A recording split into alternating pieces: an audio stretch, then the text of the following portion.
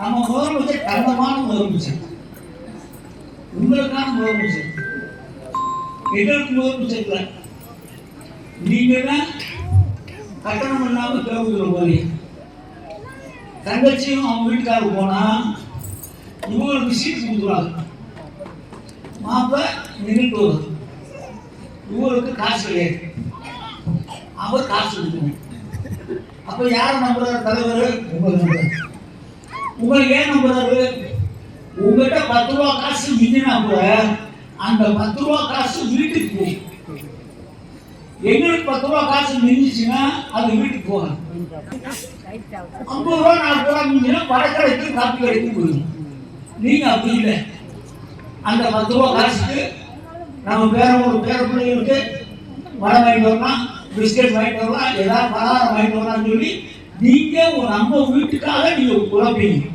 அதுக்காக உங்களுக்கு கொடுக்குறாங்க. இந்த 1000 ரூபாய் பார்த்தீங்கன்னா உங்களுக்கு தான் கொடுக்குறாங்க. 1000 ரூபாயும் மகளிருக்கு தான் கொடுக்குறாங்க. இன்னும் கொஞ்சம் பேர் வராம இருக்கு. அதுவும் கொடுக்க வேண்டிய வேலையை நாங்கள் பார்த்துட்டு இருக்கோம்.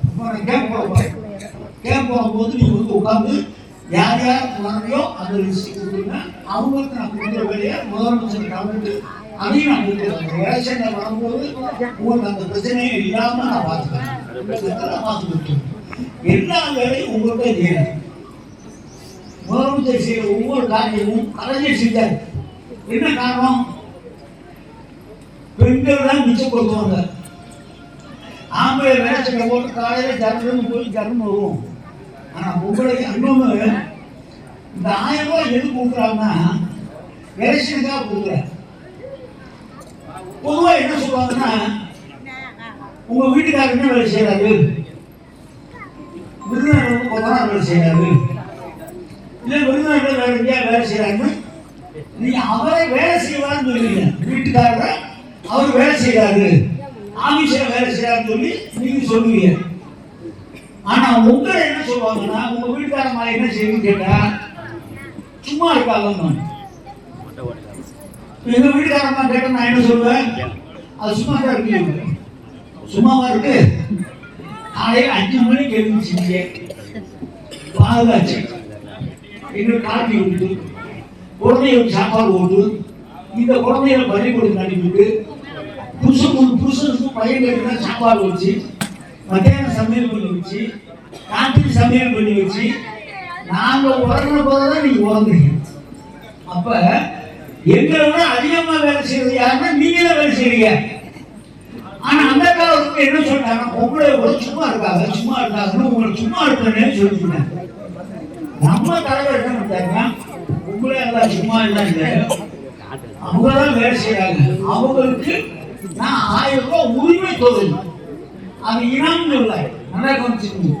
அந்த வார்த்தை வந்து நான் வந்து ஓய்வு ஊதியம் சொல்லுவோம். பார்த்தீங்கன்னா ஓய்வு பார்த்தீங்கன்னா ஓய்வு ஊதியம் சொல்லுவோம். வயசான கூட ஊதியம்.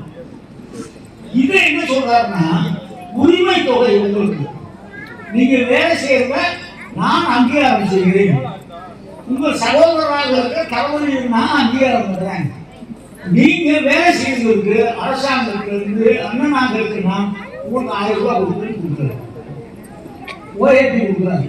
யார் யார் நம்ம சின்னோடு வராமல் இருக்கோம், நாங்கள் ஒரு 10 நாள் கேட்போம். நீ வந்து யார் யாருக்கு வராமல் இருக்கோ எழுதி கீழே போன போடுவாங்க. நாங்கள் எம்எல்ஏ அழிச்சு கொடுத்துருவோம். வந்து இருந்து கணக்கு ஏற்றிக்கணும். திருப்பி கொடுக்கும்போது அன்னைக்கு வந்து மருந்து கொடுக்குறாங்க, முதலே கொடுக்கணும். இதுதான் செய்வோம்.